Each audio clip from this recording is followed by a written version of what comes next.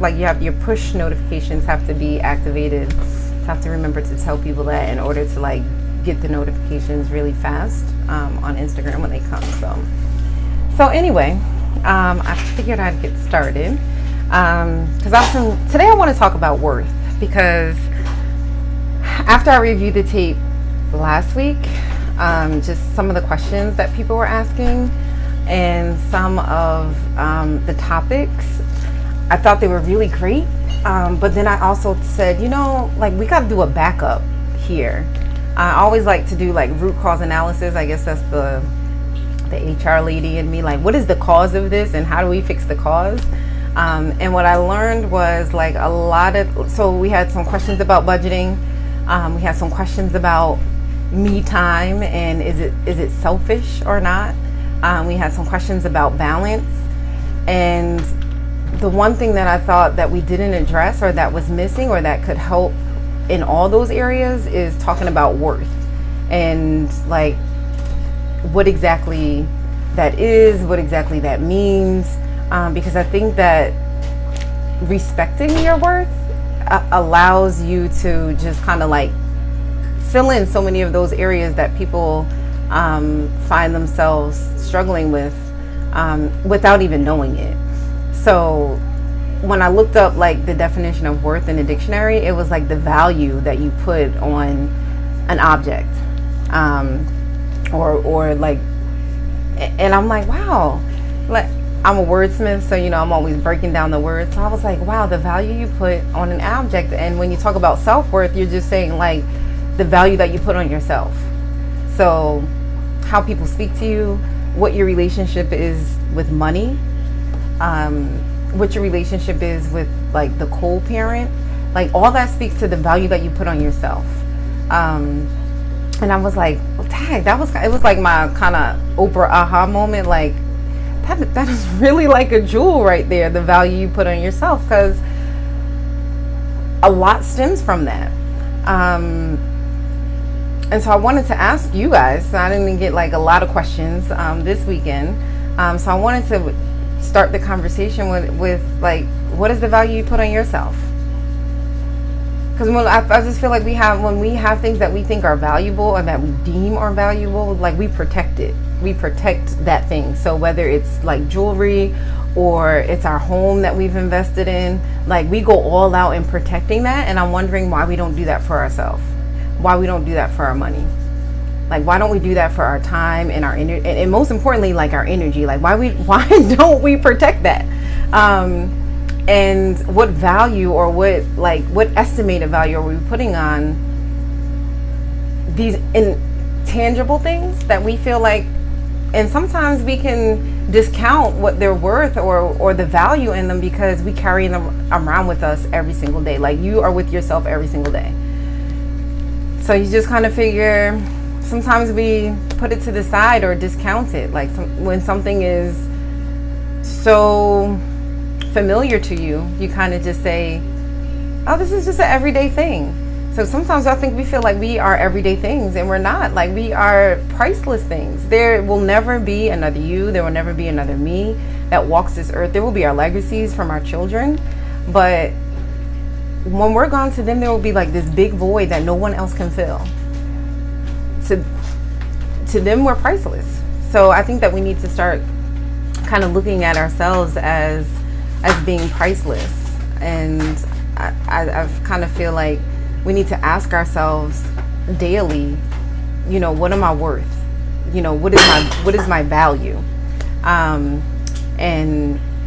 And we need to be able to start having like real answers to them. It's just not like asking that. It's like real tangible answers that I really want to get to the root and the meat of, because those are the things that are going to help you, allow you to progress your life. Like once you determine your value, your worth, how much your energy is worth, you'll really be able to hone in on something.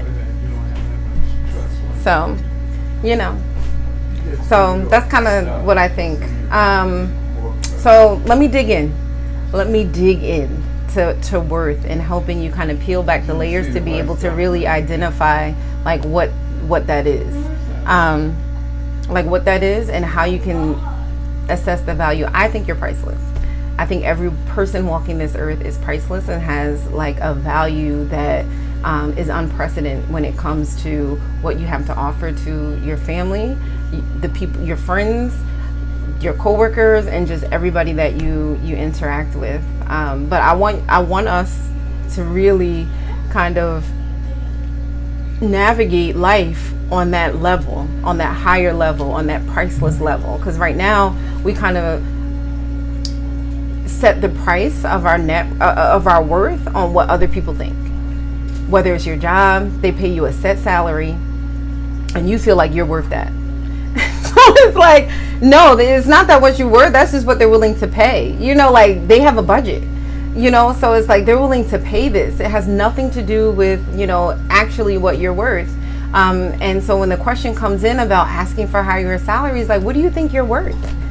What do you think you're worth? Now, you can't go in there like, I want $1 million an hour. Like, unless you work for yourself, I don't really know how many companies will be able to sustain that.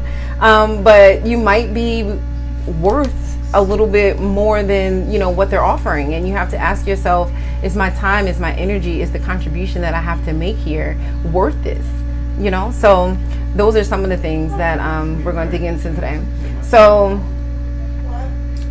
what value do you place on yourself is the question that we should ask.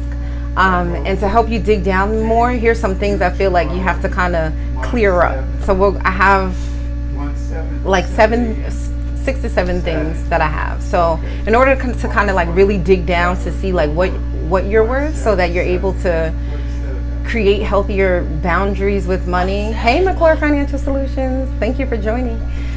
So that you're able to create better boundaries with money, better boundaries in the workplace, better boundaries as co-parents. Here's some things. So first, I think you need to forgive yourself. I posted a lot this week. I don't know why that was like so prevalent for me this week, but I just know that the forgiveness of yourself unlocks the key to so much. As single parents, we feel like there's like this level of failure sometimes that you feel like, especially when you're first transitioning in, maybe even like a year or two out, maybe you're still like years in the process in the game, and you're still feeling like this guilt of this didn't work out, I deserve this, you know, I made the choice to align my life with this person, and I just have to carry this ball and chain for the rest of my life because that is, you know, what I'm doomed to be. And I hope that after this conversation, you just let that go.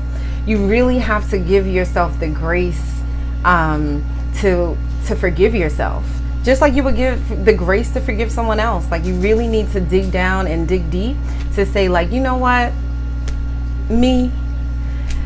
that wasn't the smartest thing to do, but it's not the worst thing that could have happened, right? Like, and you have to figure out like what lessons that you can learn. Sometimes I think we carry the lessons as weight when they really should just be lessons, and we carry them as punishments. And it's there that we see no growth because we're so busy punishing ourselves for the lessons that we learn. And so I think that forgiving yourself needs to be the first thing that you do. Life might be a little bit more challenging from the decisions that you made because every decision comes with a consequence, whether it's a bad one or a good one. If it's a good one, then you're progressing, and that's great. That's the consequence of good decisions, like a progression. And if it wasn't a great one, then the consequence is maybe some more challenging things. But it's never just like a sentence to where you're going to end up in life. That, I think, is one of the things that when you don't forgive yourself, you're just kind of locked in there, and you start to live this life of less than and less worth and feeling like you're worthless. So forgive yourself. That's one of the keys that we can use to unlock like self-worth. Forgive others. I think sometimes when we kind of want to jail people into the wrongs that they've done to us, we forget that we're attached to them. So if you're holding this grudge against people, if you're holding them, you know, hostage to your feelings, then we can't release some of the weights and make room to grow, because there's not going to be any self-growth if you want to stay in this sentence with them. And that's the thing. Like, when you want to jail someone in, think about it. In jail, there's the prisoners and there's the COs. And the COs sometimes do just as much time as the prisoners because their job is to watch them. They can't leave either. They may leave at the end of their shift or the end of their tour, but for while they're there, they're doing the same sentence for however many hours a day, 8, 16, 32, depending on what it is. So you have to ask yourself, do I want to do this sentence with this person? And most likely it's going to be no, because you've already come to the decision that this relationship wasn't going to work. So let them go. Forgive them. Even if they have not asked for it. Sometimes you just kind of got to let it go. Let them, in your mind, you have to like forgive and move on. The third one is allow yourself room to grow and don't apologize for the growth. Sometimes, and that's especially key for like the co-parent relationship, because sometimes your life is progressing and maybe your co-parents is staying the same, and they have a resentment for you. But do your growth unapologetically. Like, do not apologize for the fact that you did the hard work. Self-growth is really, really hard to do. It's hard to admit that you, like, what your wrongs are. It's introspect, as I'm learning, is something that everybody does not have the skill to do, to self-assess. So if you've taken the time to self-assess, if you've taken the time to say, like, these are my weak areas and I'm going to work on these and really build those, don't apologize for it. Don't shrink back so that someone else can feel better, or to meet someone else on their level. Like, make them rise to yours. Apply those lessons that you've learned, apply those growth steps that you learn, like, every single day. And don't let anybody take you back from your progression.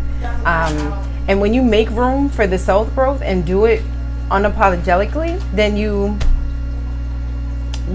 another key, you unlock and you really realize, like, the worth and the level of growth that you're on. Practice saying no, and that comes with the growth, because what you'll realize is that sometimes some of the things that you find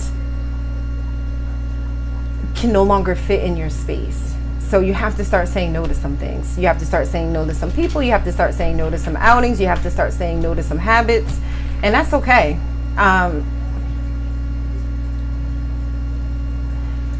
That's okay. You have to kind of, sorry, Z was holding up like a sign. And I try to make this as real as possible, because I don't want to have like this illusion of my kid is perfectly quiet between this 8 and 9 o'clock period where I try to get this Ask Ingrid session in. She's like holding up a sign about homework. So sorry, I spaced out there for a second. But practice saying no. Commit only to the things that are kind of like aligning with the growth path that you're on. And when you start to say no to some things, because you can't occupy two spaces. You can't be the old you and the new you all at the same time. It just doesn't work that way.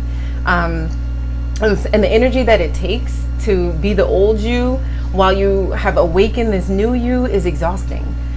So again, don't apologize for the growth and don't shrink yourself back, and say no to the things that don't align with where you want to go. Sometimes you have to make sacrifices. I like to tell Z is juggling like basketball and friends and new school and all these things. And I'm like, sometimes you got to say no to some things. You can't be the same person while you are trying to become this new person. You can't be the same person while you have the demands of the commitment of basketball that you've now said yes to. So if you committed yourself to becoming a better self, if you committed yourself to starting a business, if you committed yourself to wanting to spend more me time with the kids, then sometimes you're going to have to say no to your friends. You're going to have to say no to the phone. You're going to have to say no to going out, say no to spending money. Like, your journey and your destination is a little bit different than maybe some of the people around you.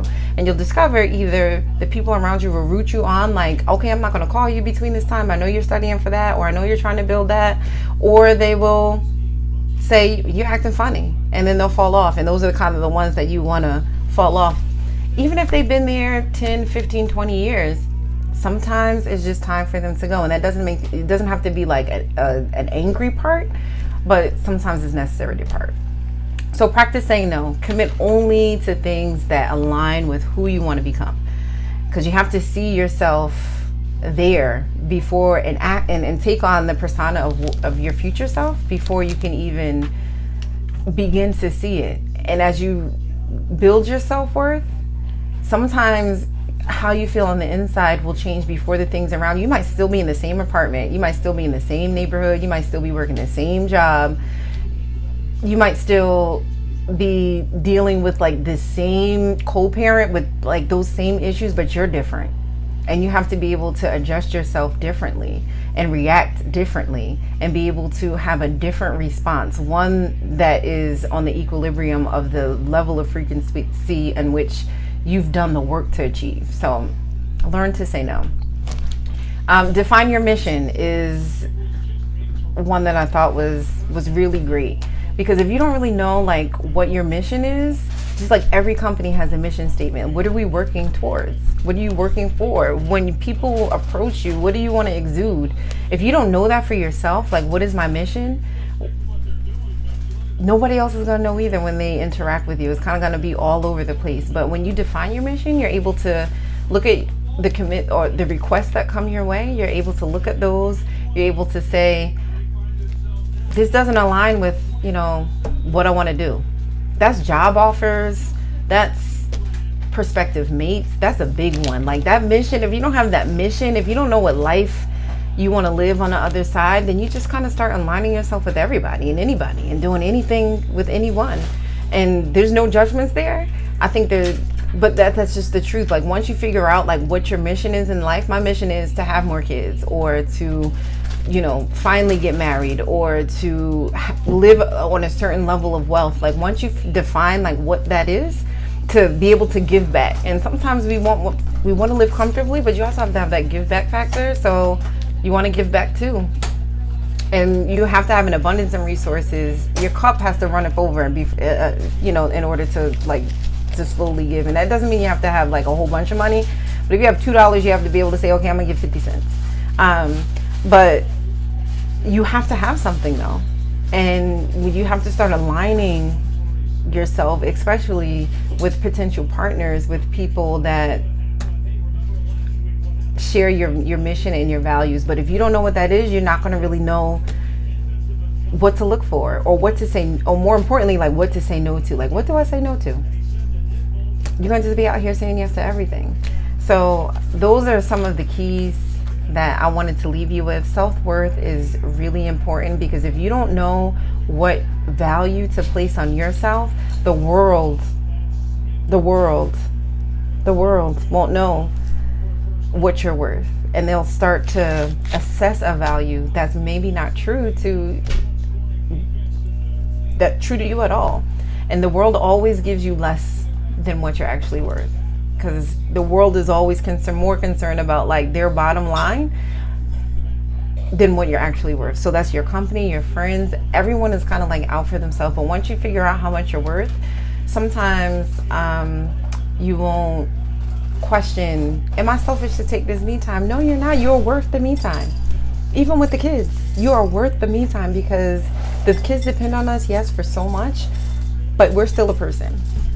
Am I worth this $18 an hour when I have this degree, or I have 10 years experience in this field, or I've already proven to these people like that I can get the job done times 5? Am I worth this now? What they're asking me to do, or am I worth more? You know, like those are the things that kind of you have to ask yourself, am I worth more? Am I worth more? And you have to kind of position yourself to be able to say like, yes, I am. Yes, I am. I'm worth more. Am I worth arguing with you on the phone over the same thing we've been arguing about like for the past however many months or years your kid is? Like, am I worth the same conversation every single time we interact? Probably not. Am I worth the same fight? Am I worth all this energy, this negative energy that I have to now put into this conversation, all because you can't see my worth? And more importantly, all because you didn't create a boundary for what you were worth. Boundaries are important. Maybe I'll do one on boundaries too. I'll write that down. Boundaries. They're necessary. Boundaries that you create with people in the workplace, like they're necessary. And you shouldn't apologize for those either. Because if you don't create a boundary or a limit that tells people you can't cross this line, people will just do anything. But that line is set by what you feel like you're worth. So those are my little points and tidbits for today. They do. Boundaries really do pair with worth, because how how close, like, and usually it's like how much room, you know, like a boundary is how much room you're going to give someone to freely roam, right? Like that's basically all it is. Even when you look at your home, like the boundary of your home, the property line is really how much room you get to really roam around this property before you have to not go on that side, right? Whether it's that you can only go as far as that tree, and then that's the neighbor's yard. So like your own personal boundaries are ones that you say like, this is how much space you get to roam before you can't cross, you know, certain lines around here. Like you get this much space, and depending on the person, that space is going to be different for everybody. If it's a person where you know that they like have no respect, that boundary line is going to be very small. You're not going to allow them to like have free range and free roam over your life. I've been hearing like a lot of single parents kind of complain, and a lot of instances recently of just people overstepping their boundary like into others' lives. And it's like, as sympathetic as you want to be, it's like, well, you allowed it. You didn't create a boundary. You didn't tell them you can't step past this point in my life. And boundaries are really, really important. And if you don't set them, they're going to always think that they can just cross this line and do anything and say anything and tear up your stuff and bring the kid back late when you have something to do. Like if you just aren't there and now you got to keep the kid another day, they won't do it again. They'll be there on time or maybe even early. But when you like introduce this boundary of letting them just do whatever they want to do and not respect your time, they're going to just continue that free reign. They're just continue it, and then that keeps the momentum going, that keeps the angst going, that keeps these little bickering arguments just like going, and it's all because nobody really set a boundary. Nobody set a boundary. You didn't set a boundary. You didn't say like, listen, this is the agreement. If you're not here, I'll give you a 5-minute grace. After 5 minutes, I'm out. Go around the corner. Like, because I use this as an example because this is the biggest one that people like, oh, they didn't bring them back on time. It was their weekend and they brought them back like 5 hours early. Like, don't be home. Don't be home. They'll figure out what to do. They'll figure out what to do. Like, your time is 5 o'clock. I'm not around at 3. I'm prepared for you at 5. At 5:05, I'm out. Like, I'm not here. You should have been here, you know? So it's just like one of those things where now you live this life of people feeling like they could do whatever they want to do and they don't have to respect your time, because it's just like a respect for your time. You want people to respect your time. I don't know anyone that doesn't want people to respect your time. And the co-parent respecting your time is nothing different than that. Just like respect your time. Set that boundary that you're going to respect the time. That's it. At work, you know, like if you know you have to leave work by a certain time in order to get your kid that's like within lines of your work day. If you get off at 4:30 and you know you can't leave the office no later than 4:35, or you're going to be late, and your boss comes at 4:32, you have to make them respect your time. I respectfully note that this needs to be done, but I'm gonna need you to respect the fact that this aftercare charges $1 a minute, and they call it DIFUS if I'm not there by 6 o'clock, and it takes me an hour to get there. An hour. So you have to kind of like make work respect your time too. I have a very demanding job. I need them to respect my time too, because work doesn't stop. That's one thing that I've just really realized, is that work don't stop. It's always going. It's one of those things that has no end to it. Unless they shut the company down, there will always be something to do. There will always be something to do. And if you're just readily available at any given moment, because I'm guilty of it, I was always it'd be 11 o'clock at night, I'd be answering emails, responding back 11 o'clock at night. So I said, you know what, after this time at night, I am no longer having emails come to my phone. Every single day, emails go off. It might be a little later than some of you, just because the nature of what I do, and we run a night shift, so I always have to kind of be available if somebody calls me. But you know what I said? If it's really an emergency, they'll call me and I'll answer. But these emails that people feel like they want to drop just because they want to not forget it at the end of the day, and like put that pressure on you now after you read it, those days are done. So turn off the email. If they're sending in an email, it can wait till tomorrow. That's just kind of like where I was. They're not calling me about it. That means no one has had any big catastrophes at work or anything like that for the nature of work that I do. They can wait till tomorrow. when they feel like it's so urgent that they have to pick up the phone to ask, then I feel like that is urgent. But if they're sending emails at midnight, I will let it go. I know. But in the world we live in, sometimes the employer has to have your cell phone number, but you have to. A better me, you have to create a boundary. Don't regret it. Just make them work around you. So I've kind of turned it off at a certain time, and I don't at night, and I don't turn it on to a certain time in the morning. And that time is usually after I've gotten up, got myself together, gotten my daughter together, and then I can say, all right, what are you guys up to? You have to kind of like tune back in and tune back out. I think it goes back to last week when you have to be present in the moments that you're in. There's always going to be something that's distracting you from the present thing that you're doing. And you have to kind of minimize that by setting a boundary of what can happen. If they have the number. And even then, you're not obligated to reply. Yes, it is very much. You want to know why? Because when someone feels like they have free reign of your whole life, and most employers do because they cut you a check. Like, let's be honest. They're like, we paying you. We expect you to pick up. Like, that's it. Like, I pay you to do this. But you don't pay me to do it 24/7. And I can't consume it 24/7.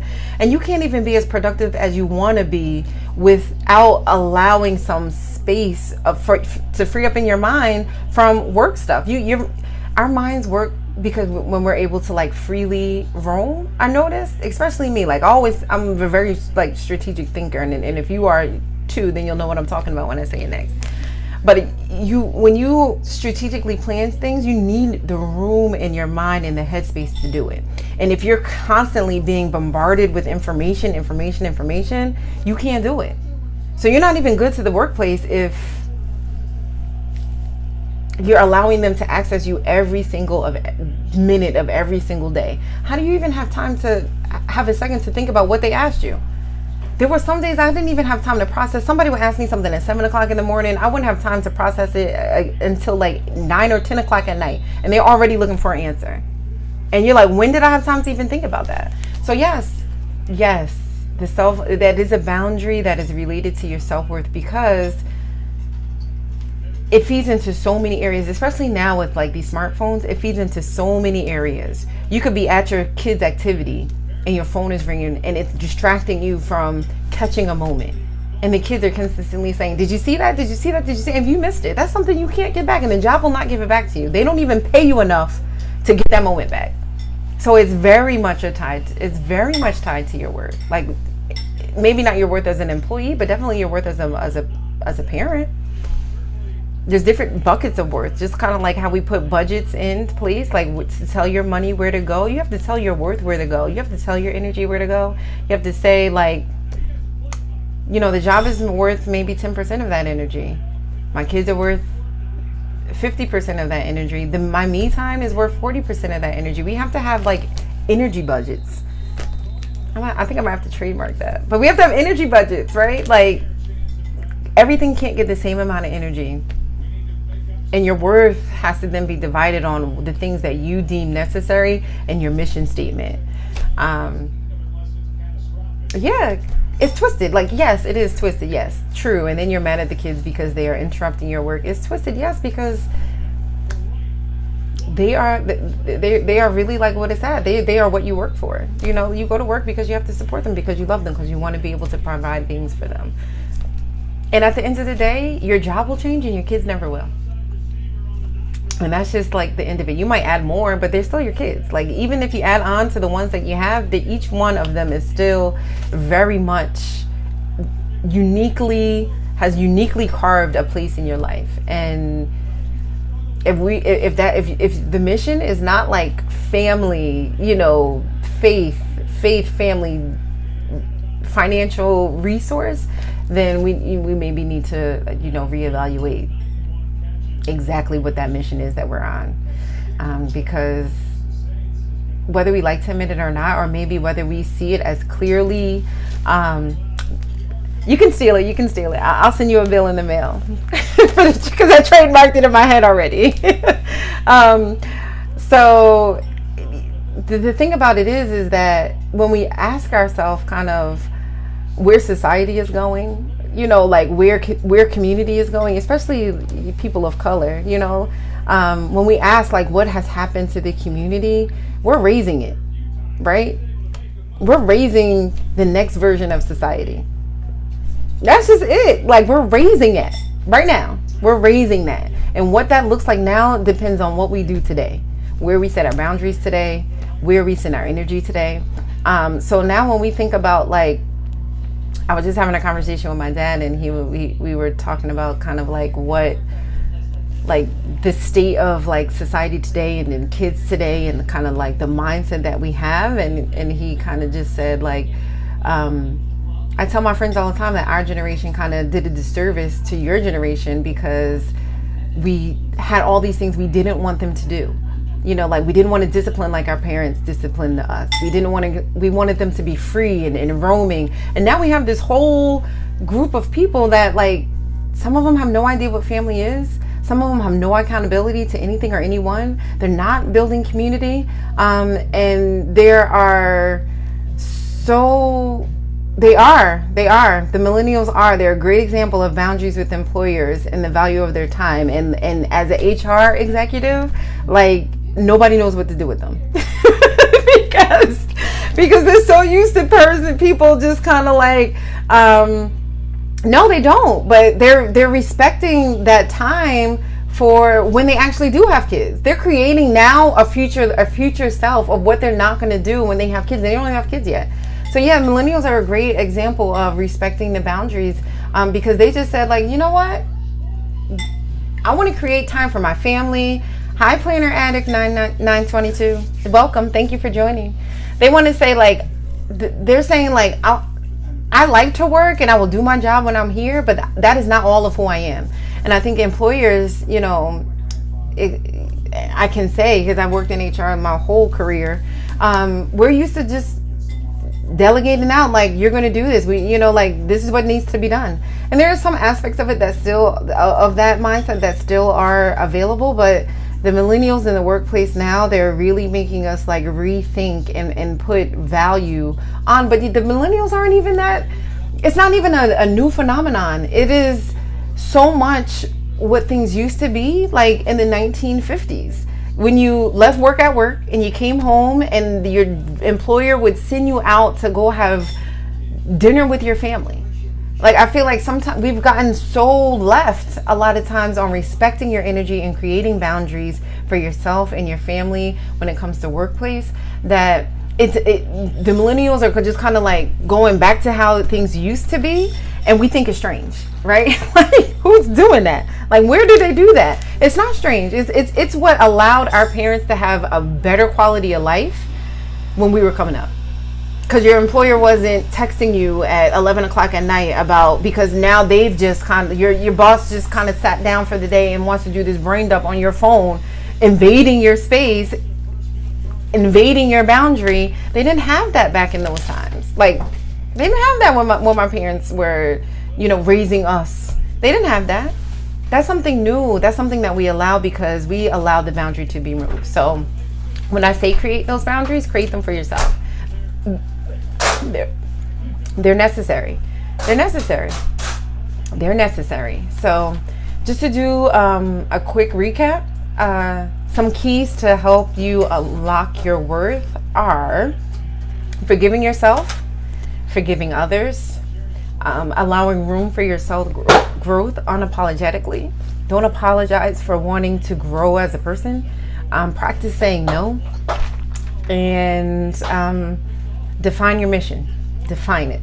I try to define it. What is my mission? What is my overall goal in life for myself personally, for me as a parent, and you as either a business owner or an employee.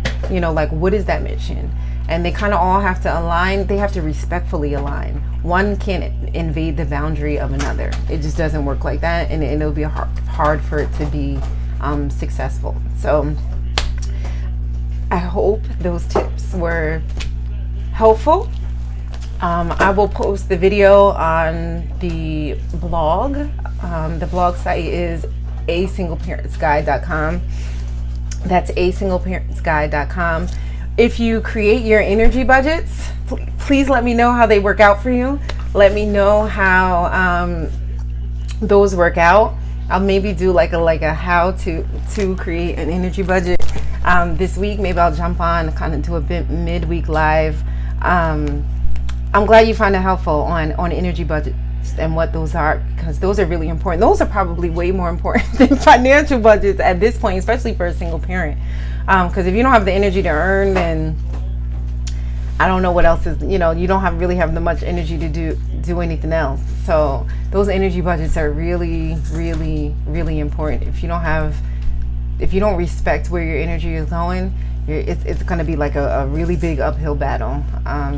And you always have to play with it. Just like sometimes you have to put more in savings because there's something coming up. You might have to save energy in one area more so than others. So I'm hoping that those energy budgets become really, effective. Just give me a day to kind of put together like what that looks like. Maybe I'll just put together some sort of worksheet or free download that you can start seeing what that looks like and mapping that out for yourself and your energy. But I hope those were some helpful tips. I'll have the replay up. Will be up for like 24 hours. Again, thank you for watching. I am Ingrid M. Williams of A Single Parent's Guide, author of Don't Be Sad, A Single Parent's Guide to Finding Your Happy. A lot of some of what I was talking about you can find in the book. Here's the book. And it's available on Amazon for $10.99. I think it's $11. It's a short read, 35 pages, because we don't really have that much free time. You can probably read it at like gymnastics or something like that. But it really gives the key to unlocking some of the things that we carry around, some of the not so pleasant things that people don't like to discuss when you have either transitioned into single parenthood, or if you have been in it for a while and just kind of held a lot of the emotions in. The book doesn't just leave you like raw and open. I try to take you on a journey to finding your happy, and give you the tools to help build a life that you can live abundantly for you and your children. I always like to say that, your single parent journey is also the childhood of your children, and you want them to be able to look back on it and really feel like they had a nice one and one that was kind to them. And part of that is kind of doing some of that hard self-work so that we can create a space and a boundary for them that allows them to be freely who they are. With some boundaries, but you want them to be able to thrive and flourish in the environment in which you create, whether that's just you and them, or if you invite somebody else into the space, or if there's a co-parent that you have to work with, you want that to be like an enjoyable realm. So you can check us out at asingleparentsguide.com. There's some great resources on there, and I'm building that, every day. Putting the resources in, helpful things and tips that you can hopefully incorporate into your life. Workshops, webinars, those things, more and more coming down the pike as we go. If you want to look back on some of the videos that we have, I have some videos out on YouTube. It's A Single Parent's Guide YouTube, so subscribe. There's this new space, Black Junction, which is like a YouTube for the Black community, and I have my videos posted there under ASPG for A Single Parent's Guide. Follow us on Facebook, A Single Parent's Guide on Facebook as well. So thank you for joining. I hope it was helpful. I hope you guys have a wonderful and productive week. And I look forward to chatting with you as the week goes on. Again, Ingrid M. Williams, thank you for watching. See you guys later. Bye.